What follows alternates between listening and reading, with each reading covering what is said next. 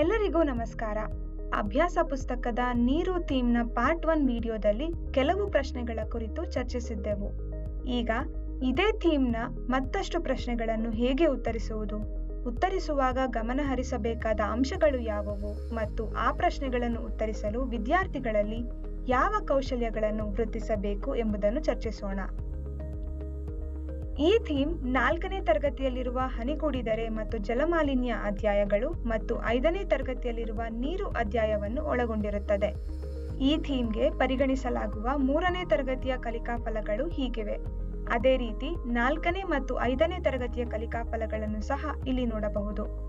ಅಭ್ಯಾಸ ಪುಸ್ತಕದ ಈ ಥೀಮ್ನಲ್ಲಿ ಕೇಳಲಾಗಿರುವ 4ನೇ ಪ್ರಶ್ನೆಯನ್ನು ನೋಡೋಣ. ಪ್ರಶ್ನೆ ಹೀಗಿದೆ: ಕೆಳಗೆ ಕೊಟ್ಟಿರುವ ನದಿಯ ಚಿತ್ರವನ್ನು ಗಮನಿಸಿ. ಇಲ್ಲಿ ಗರಿಷ್ಠ ಮಟ್ಟದ ಕಲ್ಮಶಗಳನ್ನು ಯಾವ ಸ್ಥಳದಲ್ಲಿ ನೋಡಬಹುದು? ಇದಕ್ಕೆ ಸರಿಯಾದ ಉತ್ತರ ಆಯ್ಕೆ ಡಿ. ಈ ಪ್ರಶ್ನೆ ಏನನ್ನು ಪರೀಕ್ಷಿಸುತ್ತಿದೆ ಎಂದು ನೋಡೋಣ. ಇಲ್ಲಿ ಜಲಮಾಲಿನ್ಯ ಮತ್ತು ಮಾಲಿನ್ಯಕಾರಕಗಳ ಜ್ಞಾನವನ್ನು ಪರೀಕ್ಷಿಸುವುದು ಈ ಪ್ರಶ್ನೆಯ ಉದ್ದೇಶವಾಗಿದೆ. ಹಾಗಾಗಿ ಇದು ಜಲಮಾಲಿನ್ಯ ಎಂಬ ಪರಿಕಲ್ಪನೆಯನ್ನು ಒಳಗೊಂಡ ಪ್ರಶ್ನೆಯಾಗಿದೆ. ಈ ಪ್ರಶ್ನೆಯನ್ನು ಉತ್ತರಿಸಲು ವಿದ್ಯಾರ್ಥಿಗಳು ಮಾಲಿನ್ಯಕಾರಕಗಳು ಮತ್ತು ಮಾಲಿನ್ಯದ ಕಾರಣಗಳನ್ನು ಗಮನಿಸಿ ಅವುಗಳನ್ನು ಗುರುತಿಸಬೇಕು. ಹಾಗಾಗಿ ಈ ಪ್ರಶ್ನೆಯನ್ನು ಕೇಳುವ ಮೂಲಕ ವಿದ್ಯಾರ್ಥಿಗಳ ವೀಕ್ಷಣೆ ಮತ್ತು ಗುರುತಿಸುವಿಕೆಯ ಕೌಶಲ್ಯಗಳನ್ನು ಪರೀಕ್ಷಿಸಲಾಗುತ್ತದೆ. ವಿದ್ಯಾರ್ಥಿಗಳು ಯಾವುದೇ ಗೊಂದಲಗಳಿಲ್ಲದೆ ಪ್ರಶ್ನೆಗಳಿಗೆ ಸುಲಭವಾಗಿ ಉತ್ತರವನ್ನು ಕಂಡುಕೊಳ್ಳುವುದಕ್ಕೆ ಏನು ಮಾಡಬೇಕು ಅನ್ನೋದನ್ನ ಈಗ ತಿಳಿದುಕೊಳ್ಳೋಣ.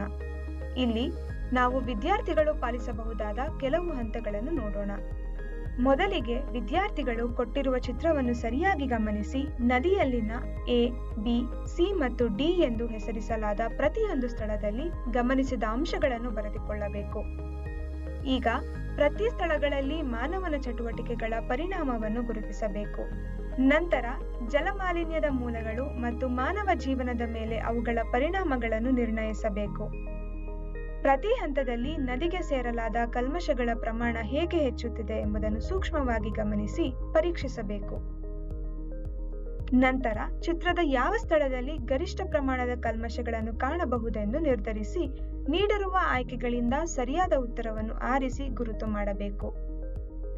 ಈಗ ಈ ರೀತಿಯ ಪ್ರಶ್ನೆಗಳನ್ನು ಉತ್ತರಿಸಲು ವಿದ್ಯಾರ್ಥಿಗಳನ್ನು ಹೇಗೆ ಸಿದ್ಧಗೊಳಿಸಬಹುದೆಂದು ನೋಡೋಣ.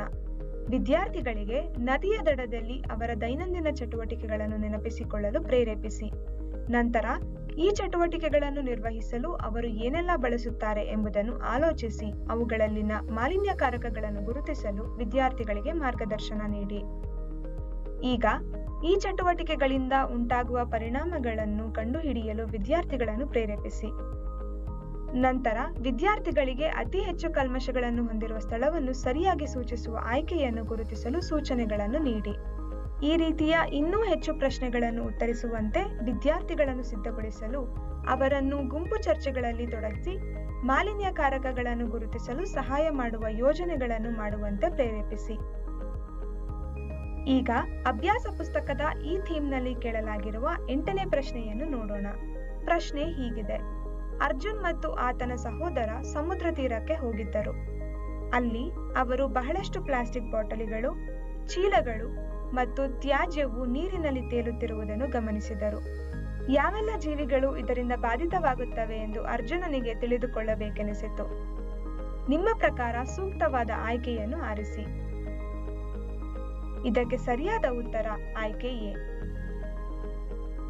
ಏಕೆಂದರೆ ನೀಡಿರುವ ಆಯ್ಕೆಗಳಲ್ಲಿ ಸಮುದ್ರ ಆಮೆಗಳು ಮತ್ತು ತಿಮಿಂಗಲಗಳು ಮಾತ್ರ ಸಮುದ್ರದಲ್ಲಿ ವಾಸಿಸುವ ಪ್ರಾಣಿಗಳಾಗಿವೆ. ಈಗ ಈ ಪ್ರಶ್ನೆ ಏನನ್ನು ಪರೀಕ್ಷಿಸುತ್ತಿದೆ ಎಂದು ಅರ್ಥ ಮಾಡಿಕೊಳ್ಳೋಣ. ಇಲ್ಲಿ ಪ್ಲಾಸ್ಟಿಕ್ ಜಲಮೂಲಗಳಿಗೆ ಮತ್ತು ಅವುಗಳಲ್ಲಿ ವಾಸಿಸುವ ಜೀವಿಗಳಿಗೆ ಸೇರುವುದರ ದುಷ್ಪರಿಣಾಮಗಳ ಬಗೆಗಿರುವ ಜ್ಞಾನವನ್ನು ಪರೀಕ್ಷಿಸುವುದು ಈ ಪ್ರಶ್ನೆಯ ಉದ್ದೇಶವಾಗಿದೆ. ಹಾಗಾಗಿ ಇದು ಜಲಮಾಲಿನ್ಯದ ದುಷ್ಪರಿಣಾಮಗಳ ಪರಿಕಲ್ಪನೆಯನ್ನು ಒಳಗೊಂಡ ಪ್ರಶ್ನೆಯಾಗಿದೆ.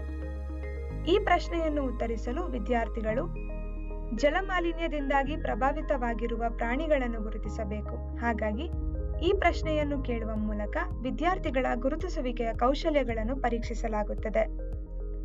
ಈಗ ಈ ಪ್ರಶ್ನೆಯನ್ನು ಉತ್ತರಿಸಲು ವಿದ್ಯಾರ್ಥಿಗಳು ಪಾಲಿಸಬೇಕಾದ ಕೆಲವು ಹಂತಗಳನ್ನು ನೋಡೋಣ. ಮೊದಲಿಗೆ ವಿದ್ಯಾರ್ಥಿಗಳು ಕೊಟ್ಟಿರುವ ಪ್ರಶ್ನೆಯನ್ನು ಪ್ರಮುಖ ಪರಿಕಲ್ಪನೆಗೆ ಅನುಗುಣವಾಗಿ ವಿಭಜಿಸಬೇಕು.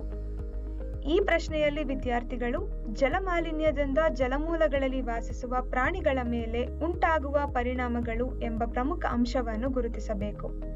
ನಂತರ ವಿದ್ಯಾರ್ಥಿಗಳು ನೀರಿನಲ್ಲಿ ತೇಲುತ್ತಿರುವ ಪ್ಲಾಸ್ಟಿಕ್ ಬಾಟಲಿಗಳು, ಪ್ಲಾಸ್ಟಿಕ್ ಚೀಲಗಳು ಮತ್ತು ತ್ಯಾಜ್ಯದಿಂದ ಉಂಟಾಗುವ ಸಮಸ್ಯೆಗಳನ್ನು ಪಟ್ಟಿ ಮಾಡಬೇಕು.